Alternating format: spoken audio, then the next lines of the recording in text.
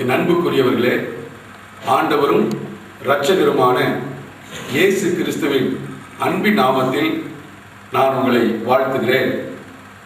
மீண்டும் இந்த நிகழ்ச்சியின் மூலமாக உங்களை சந்திப்பதிலே நான் மிகுந்த மகிழ்ச்சி அடைகிறேன். என் அன்புக்குரியவர்களே, நாம் வாழ்கிற வாழ்க்கை மிகவும் போராட்டம் நிறைந்ததாய், மிகுந்த ஒரு போர்க்களத்தை போல காணப்படுகிறதாய் இந்த நாட்களிலே இருக்கிறது. ஆனால் இப்படிப்பட்ட ஒரு சூழ்நிலைகளிலும் நாம் நம்புகிற கர்த்தர் நம்முடைய போராட்டங்களிலிருந்து நம்மை விடுதலை செய்து நம்மை ஆசீர்வதிக்கிறவர் என்று சொல்கிற ஒரு தலைப்பிலே நான் உங்களோடு இந்த நாளிலே தேவனுடைய செய்தியை பகிர்ந்து கொள்ள விரும்புகிறேன். இதற்கு ஆதாரமாக நான் எடுத்துக்கொள்கிற வேத பகுதியானது ஏசாயா தீர்க்கதரிசியின் புஸ்தகம் 40ஆம் அதிகாரத்தின் முதல் 2 வசனங்களை நான் உங்களுக்காக வாசிக்கிறேன். நாம் வாசிக்க கேட்போமா? என் ஜனத்தை ஆற்றுங்கள், என் ஜனத்தை தேற்றுங்கள், எருசலேமுடன் பட்சமாய் பேசி அதன் போர் முடிந்தது என்று அதற்கு கூறுங்கள் என்று கர்த்தர் சொல்லுகிறார் என்று நாம் வாசிக்க பார்க்கிறோம். ஆம், எனக்கு அன்பு தேவனுடைய பிள்ளைகளே, நம்முடைய போர் முடிந்தது.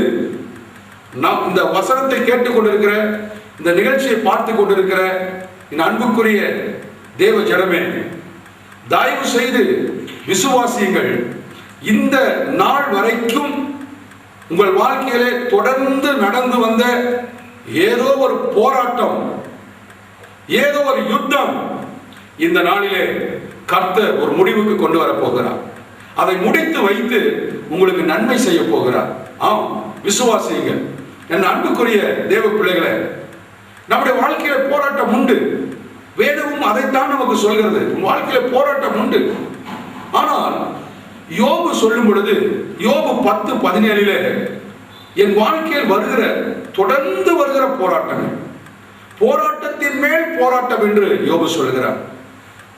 நாம் விசுவாசிகளா இருக்கலாம், தேவனுக்கு ஊழியம் செய்கிறவர்களா இருக்கலாம், ஒரு பெரிய வியாபாரம் செய்கிறவர்களா இருக்கலாம். எனக்கு அருமையான தேவ பிள்ளைகளை, நாம் யாரா இருந்தாலும், அல்ல பெரிய நம்ம ஒரு நல்ல அறிவாளிகளா, நல்ல ஞானிகளா, இந்த உலகத்தில் நல்ல ஒரு அந்தஸ்தில் இருப்பவர்களாய் நாம் இருக்கலாம். நாம் எப்படிப்பட்டவர்களா இருந்தாலும், யாருடைய வாழ்க்கையானாலும் சரி, தொடர்ந்து வருகிற போராட்டத்தின் மேல ஒரு போராட்டம் வருகிற பொழுது எந்த மனிதனுமே நிலை குலைந்து போகிறார். ஆமென் அன்புக்குரியவர்களே, அதைத்தான் வேதமும் சொல்லுகிறது. இடுக்கண் ஞானியையும் பைத்தியக்காரனாக்கும். ஆம் என் அன்பு பிள்ளைகளே, தொடர்ந்து வருகிற போராட்டங்கள், தொடர்ந்து வருகிற பிரச்சனைகள், அதன் மூலமாய் வருகிற வேதனை, இடுக்கண்கள் நாம் எவ்வளவு ஞானியா இருந்தாலும் நம்மை பைத்தியக்காரர்களை போல ஆக்கி விடுகிறது. இதற்குத்தான் இந்த நாளிலே நம் ஆண்டவர் சொல்லுகிறார், நம்மை நேசிக்கிற தேவன், நமக்காய் சிலுவையிலே உயிரை கொடுத்த நம் இரட்சகராக இயேசு கிறிஸ்து சொல்லுகிறார், என் ஜனத்திட்ட பட்சமாய் பேசி சொல்லுங்கள், அவருடைய போர் முடிந்தது. என் ஜனத்தை இந்த நல் வார்த்தையை சொல்லி அவர்களை ஆற்றுங்கள், அவர்களை தேற்றுங்கள் என்று கர்த்தர் சொல்லுகிறார். இந்த நிகழ்ச்சியை பார்த்து கொண்டிருக்கிற என் அருமையான தேவ பிள்ளைகளை கர்த்தர் சொல்லுகிறார், உங்களை பார்த்து சொல்லுகிறார், என் ஜனம் என்று சொல்லுகிறார், என் ஜனம் என்று சொல்லுகிறார். தகப்பனும் தாயும் கைவிட்டாலும், நண்பர்களும் உற்றார்களும் உங்களை கைவிட்டாலும் கர்த்தர் சொல்லுகிறார், என் ஜனம் என்று இந்த நாளிலே அவர் தம் பக்கமாய் உங்களை சேர்த்துக் கொள்கிறார். எவ்வளவு நல்ல தேவன் நமக்கு இருக்கிறார். ஏன் சோர்ந்து போகிறீர்கள்? இந்த காலை வேளையிலே இந்த நல்ல செய்தியை கேட்டு நீங்கள் உற்சாகம் அடையுங்கள், நீங்கள் தேற்றப்படுங்கள், தைரியப்படுங்கள், விசுவாசத்திலே வளருங்கள். நிச்சயமாகவே இந்த நாளிலிருந்து ஒரு பெரிய ஆசீர்வாதமான மாற்றத்தை உங்கள் வாழ்க்கையில காண்பீர்கள். ஆம் என் அன்புக்குரிய தேவ பிள்ளைகளே, முதலாவது நான் ஒரு காரியத்தை சொல்கிறேன். முதலாவது நம் மனதில் ஏற்படுகிற ஒரு யுத்தம். ஒவ்வொரு தனிப்பட்ட மனுஷனுடைய வாழ்க்கையில பாருங்கள், இன்று அநேகர் தங்களுடைய வாழ்க்கையில் தன்னுடைய மனதிலே ஒரு யுத்தத்தை நடத்தி கொண்டிருக்கிறார்கள். ஒவ்வொருடைய ஆவியில, இருதயத்தில ஒரு யுத்தம் நடந்து கொண்டிருக்கிறது. ஒவ்வொரு தனிப்பட்ட மனுஷனுடைய வாழ்க்கையில், அவருடைய இருதயத்தில் ஒவ்வொரு அநேக மனிதனுடைய வாழ்க்கையை நீங்கள் பார்ப்பீர்களா, அவருடைய இருதயமே, மனமே ஒரு யுத்த களமாக இருக்கிறது. எதனால் இந்த ஒரு பிரச்சனை? யுத்தம் என்று சொல்கிற பொழுது நமக்கு தெரியும், 2 தேசங்களுக்கு இடையே ரெண்டு பிரிவினர்களுக்கிடையே ஒரு யுத்தம் போர் நடக்கிற பொழுது அந்த இடம் எப்படி இருக்கும்? சமாதானம் இழந்து, வேதனை, ஒரு வறட்சி, எல்லாவற்றிலும் ஒரு இழப்பு, இனம் புரியாத ஒரு வேதனை, அப்படியே ஒரு சொல்ல முடியாத ஒரு வேதனையிலே அந்த இடம் காணப்படும். நாம் அறிந்ததுதான். அது போலதான் ஒரு மனிதனுடைய வாழ்க்கையில், தனிப்பட்ட மனுஷனுடைய வாழ்க்கையில அவருடைய மனதிலே ஏற்படுகிற யுத்தம், போர், அவருடைய இருதயத்தை யுத்த களமாய் மாற்றுகிற பொழுது அவர்கள் சமாதானத்தை இழக்கிறார்கள், நிம்மதி இழக்கிறார்கள், தன் பலத்தை இழக்கிறார்கள், தங்களுடைய ஆசீர்வாதங்களை, ஐஸ்வர்யங்களை இழக்கிறார்கள், ஒரு வெறுமையாய் காணப்படுகிறார்கள். ஏன்? ஒவ்வொரு மனிதனுடைய வாழ்க்கையிலும் அவருடைய இருதயம் யுத்த களமாய் இருக்கிறது. ஒருவேளை அவர்கள் கர்த்தருக்கு விரோதமாய் செய்கிற பாவத்தினால், அல்லது தனிப்பட்ட ஏதோ ஒரு மனிதருக்கு அவர்கள் செய்த துரோகங்கள், அல்லது மற்றவர்கள் அவர்களுக்கு செய்த துரோகங்கள், சிலரால் ஏற்பட்ட ஏமாற்றங்கள், சிலர் மேல் ஏற்பட்ட நம்பிக்கை இழப்பு, துரோகங்கள், சந்தேகங்கள், இப்படியாக ஒரு மனிதனுடைய வாழ்க்கையில செய்ததெல்லாம் தோல்வி. இனி நான் வெற்றி பெறுவேனா? எந்த காரியமும் வாய்க்கவில்லையே, நான் என் வாழ்க்கையில விருத்திக்கே வர முடியவில்லையே, எனக்கு எதிர்காலம் தான் என்ன, நான் ஏன் பிறந்தேன், ஏன் இந்த குடும்பத்தில் நான் வளர்ந்தேன், இப்படி நம்முடைய வாழ்க்கையில கேள்விகள் மேல் கேள்விகள், நம்முடைய மனதையே நாமே நம்ம யுத்த களமாய் மாற்றிக்கொள்வோம். இப்படிப்பட்ட ஒரு வேதனையோடு நான் ஏன் தான் வாழ்கிறேனோ, என் வாழ்க்கையில மட்டும் ஏன் இப்படியெல்லாம் நடக்கிறது என்று சொல்லி கண்ணீரோடு இந்த நிகழ்ச்சியை நீ பார்த்து கொண்டிருப்பாயானால், ஒரு வேதனையோடு பார்த்து கொண்டிருப்பாயானால், உங்களுக்காக தான் கர்த்தர் ஒரு நல்ல செய்தி சொல்கிறார். என் மகனே, என் மகளே, கர்த்தர் உன்னை தேற்றுகிறார், உன்னை ஆற்றுகிறார், உன்னிடத்தில் பட்சமாய் பேசி சொல்லுகிறார். உனக்குள்ளே நடந்து கொண்டிருக்கிற ஒரு யுத்தம், யாருக்கும் தெரியாதபடி நடந்து கொண்டிருக்கிற ஒரு போராட்டம், உன்னுடைய உள்ளத்தின் ஆழத்திலே நடந்து கொண்டிருக்கிற அந்த வேதனையான அந்த யுத்தம், அந்த போர், அந்த போர்க்களமாய் காணப்படுகிற ஒரு இருதயத்தில் இந்த நாளிலே தேவன் ஒரு சமாதானத்தை கட்டளையிட்டு உனக்கு ஒரு அற்புதத்தை செய்வார்.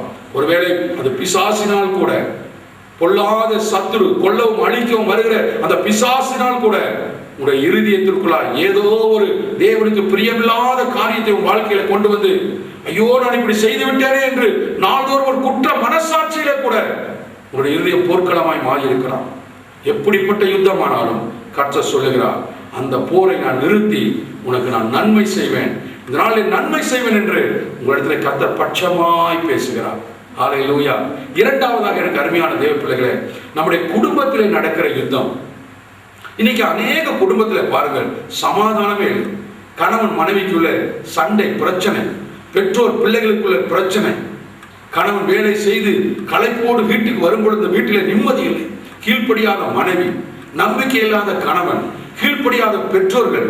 ஒவ்வொரு குடும்பமும் இந்த காலத்தில் நாகரீகம் என்ற பெயரிலே பணம் பணம் என்று சொல்லி தன் மனைவியை மறந்து, கணவனை மறந்து, பிள்ளைகளை மறந்து, எப்பொழுதும் இன்னும் தேவை, இன்னும் தேவை, இன்னும் தேவை என்று ஏதோ இனம் புரியாத ஒரு மாயையிலே சிக்கி தன் குடும்பத்தையே மறந்து, தன் குடும்பத்தையே, தன் வாழ்க்கையை போர்க்களமாய் மாற்றி, யுத்த களமாய் மாற்றி, நிம்மதி இழந்து, சமாதானம் இழந்து தவிக்கிற அநேக குடும்பங்களை நாம் பார்க்கிறோம்.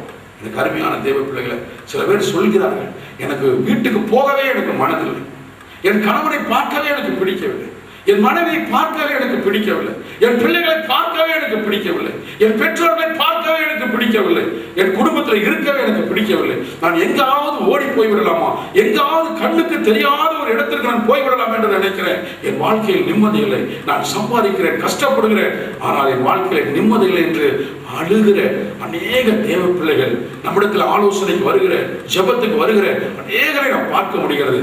ஏன் எனக்கு அருமையான தேவ பிள்ளைகளே, இப்படிப்பட்ட ஒரு வேதனையிலே உன் குடும்பம் இருக்குமானால், ஐயோ என் வாழ்க்கையிலே நான் என்ன செய்ய போகிறேன், என் பிள்ளைகள் வளர்ந்து விட்டார்கள், அவருடைய எதிர்காலம் எப்படி, நாங்கள் இப்படி இந்த குடும்பம் சமாதானம் இல்லாமல் சண்டை போட்டுக் கொண்டிருந்தால் என் பிள்ளைகளுடைய எதிர்காலம் என்ன ஆகும் என்று அநேக கவலையோடு நீங்கள் காணப்படுவீர்களா?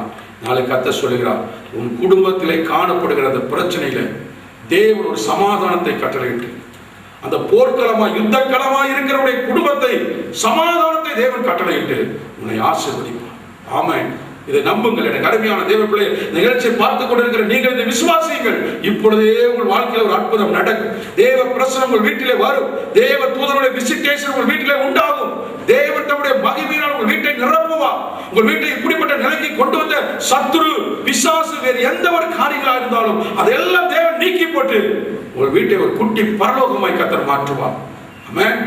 மூன்றாவதாக பாருங்கள் எனக்கு அருமையான தேவ பிள்ளைகளை, சமுதாயத்தில் நமக்கு இருக்கிற போராட்டம். வேலைக்கு போகிற இடத்துல போராட்டம், வியாபாரத்திலே போட்டி, பொறாமைகள், போராட்டம். எங்கே போனாலும் நன்றாய் பழகுகிறார்கள், நம் ஆசீர்வாதத்தில் உயரும் பொழுது அவர்களே நமக்கு சத்துருவாய் மாறுகிறார்கள். இப்படிப்பட்ட போராட்டங்கள், யுத்தங்கள், இனம் புரியாத ஏன் தான் இவர்கள் நமக்கு இதெல்லாம் செய்கிறார்கள், நாம் யாருக்கும் எந்த தீமையும் செய்யவில்லை, பின் ஏன் இவர்கள் நமக்கு எதிராக இந்த காரியங்கள் செய்கிறார்கள் என்று வேலையிலும் தொழிலும் நாள்தோறும் ஒரு யுத்தம், அது ஒரு போர்க்களமாய் காணப்படுகிறது. எனக்கு அருமையான தேவ பிள்ளைகளே, அநேகர் இதை பார்த்து கொண்டிருக்கிற ஊழியர்களுடைய வாழ்க்கையில் கூட, கர்த்தருக்கு ஊழியம் செய்கிற ஊழியக்காரருடைய வாழ்க்கையிலும் கூட, ஊழியத்திலும் கூட போராட்டங்கள், ஊழியத்தில் வருகிற தொடர்ந்து போராட்டத்தின் மேல் போராட்டம். எவ்வளவுதான் நாம் விசுவாசத்தில் வளர்ந்தாலும் நம்மை நிலைகுலைய செய்கிற ஊழியத்தில் வருகிற போராட்டங்கள், நாம் எந்த ஜனங்களுக்கு நாம் நன்மை செய்கிறோமோ அதே ஜனங்களால் வருகிற தீமைகளினால நிலைகுலைந்து போன ஊழியர்கள், ஐயோ என் வாழ்க்கையில மட்டும் ஏன் தொடர்ந்து ஒன்றன் பின் ஒன்றாக போராட்டம் வருகிறது என்று இந்த நிகழ்ச்சியை நீங்கள் பார்த்துக் கொண்டிருப்பீர்களா? தேவனுடைய மனுஷனாய் நான் உங்களுக்கு சொல்கிறேன், இந்த நாளிலே நீங்கள் சந்தித்துக் கொண்டிருக்கிற அந்த யுத்தம், நீங்கள் சந்தித்துக் கொண்டிருக்கிற அந்த போரை கர்த்தர் முடிவுக்கு கொண்டு வருவார். தேவன் ஒரு அற்புதத்தை செய்வார். அது யாரால் வந்திருந்தாலும், எந்த சத்துருவால் வந்திருந்தாலும் அதையெல்லாம் நீக்கி போட்டு தேவன் உங்களுக்கு சமாதானத்தை தருவார். ஆமென். அன்புக்குரிய தேவ பிள்ளைகளே, அதனால்தான் கர்த்தர் சொல்லுகிறார், இதையெல்லாம் தேவன் நம்முடைய வேதனைகள் எல்லாம் அறிந்திருக்கிறார், நம்முடைய பாடுகளை அறிந்திருக்கிறார். அதனால்தான் கர்த்தர் சொல்லுகிறார், என் ஜனத்திலே பட்சமாய் பேசுங்கள் என்று சொல்லி. ஆமென். தொடர்ந்து போராட்டம் வேதனையால் இருக்கும் பொழுது நாம் யாரோடும் பேச நமக்கு பிடிக்காது, யாரையும் பார்க்க நமக்கு பிடிக்காது. சில வேளை நல்ல வார்த்தை கூட, ஆண்டவருடைய வார்த்தை கூட நம்ப முடியாமல் போகிற அந்த அளவுக்கு நம்முடைய வாழ்க்கையில் ஒரு சோர்வு வந்து விடுகிறது. அதனால்தான் கர்த்தர் சொல்கிறார், ஏசப்பா சொல்லுகிறார், என் ஜனங்களிடத்தில் பட்சமாய் சொல், ஆறுதலாய் சொல், தேற்றி சொல், நான் அவருடைய வாழ்க்கையில் அற்புதம் செய்கிறேன் என்று. ஆம், இதை விசுவாசிக்கிற பொழுது உடைய வாழ்க்கையில் அற்புதம் நடக்கும். ஆமென். அன்புக்குரியவர்களே, கர்த்தர் சொன்னார், நீங்கள் திடம் கொள்ளுங்கள், நான் உலகத்தை ஜெயித்தேன். நான் பேசிக் கொண்டிருக்கிற, நான் யாரை பற்றி, எந்த தெய்வத்தை பற்றி நான் பேசிக் கொண்டிருக்கிற இந்த இயேசு உலகத்தை ஜெயித்தவர். கல்வாரி சிலுவிலே பிசாசின் தலையை நசுக்கி இந்த உலகத்தில் வெற்றி சிறந்தவர். அவர் சொல்லுகிறார், திடங்கொள், நான் உலகத்தை ஜெயித்தேன். ஆம் தேவனுடைய பிள்ளைகளே, யாத்திராகமத்தின் புஸ்தகம் 15ஆம் அதிகாரம் 1ஆம் வசனம் 21ஆம் வசனம் சொல்லுகிறது, நான் கர்த்தர் மகிமையாய் வெற்றி சிறந்தார். உன் வாழ்க்கையில பிசாசு வெற்றி பெற முடியாது, உன் வாழ்க்கையில உன் சத்துருக்கள் வெற்றி பெற முடியாது. வாழ்க்கையில கர்த்தர் மகிமையாய் வெற்றி சிறந்திருக்கிறார். எல்லா பிரச்சனைகள், எல்லா போராட்டங்களும் இந்த நாளிலே கர்த்தர் மகிமையாய் வெற்றி சிறந்திருக்கிறார். அந்த வெற்றியின் அந்த பரிசை இந்த செய்தியை கேட்டுக்கொண்டிருக்கிற உங்கள் ஒவ்வொருடைய வாழ்க்கையிலும் ஊழியத்திலும் கர்த்தர் உங்களுக்கு கொடுக்கிறார். ஆம் பிரியமானவர்களே, அந்த தேவன் சொல்லுகிறார் 2 கொரிந்தியர் 2:14 அப்படிப்பட்ட மகிமையாய் வெற்றி சிறந்த தேவன் நம்மையும் வெற்றி சிறக்க பண்ணுகிறார். ஆம், நீங்கள் பிரச்சனையை ஜெயிப்பீர்கள், உங்கள் போராட்டத்தை ஜெயிப்பீர்கள், உங்கள் குடும்பத்தில் காணப்படுகிற அத்தனை பிரச்சனையை ஜெயிப்பீர்கள், உங்கள் வியாபாரத்தில், வேலையிலே, தொழிலிலே காணப்படுகிற அத்தனை போராட்டத்திலும் வெற்றி உங்களுக்கு தான், வெற்றி உங்களுக்கு நிச்சயம், நீங்கள் நிச்சயமாக ஜெயிப்பீர்கள். ஜெய கிறிஸ்து உங்களோடு கூட இருக்கிறார். ஹல்லேலூயா. ஒரு நாள் நீங்கள் தோற்று போக மாட்டீர்கள், ஒரு நாள் வெட்கப்பட்டு போக மாட்டீர்கள். இந்த நாளிலே தேவ மனுஷனாய் கர்த்தர் சொன்ன வார்த்தை நான் உங்கள் மீது பேசுகிறேன். தேவ மனுஷனாய் உங்களை ஆற்றுகிறேன், தேற்றுகிறேன், உங்களை தைரியப்படுத்துகிறேன், உற்சாகப்படுத்தி ஒரு நல்வார்த்தையை தீர்க்க தரிசனமாய் உங்கள் மேல் பேசுகிறேன். உன்னுடைய போர் முடிந்தது. உன்னுடைய இருதயத்திலே, ஆவியிலே, மனதிலே இந்த நாள் வரைக்கும் இருந்த ஒரு யுத்தம், ஒரு போர் முடிந்தது. உன் குடும்பத்திலே காணப்பட்ட ஒரு யுத்தம், போர் முடிந்தது. உன் வியாபாரத்திலே, தொழிலிலே, சமுதாயத்திலே நீ பட்ட பாடுகள், போர் முடிந்தது. யுத்த களமாய் இருந்த உன்னுடைய வீடு, உன்னுடைய மனது, உன்னுடைய தொழில் இந்த நாள் முதல் கொண்டு சமாதான தாவரமாய் மாறும், சமாதான தாவரமாய் மாறும்.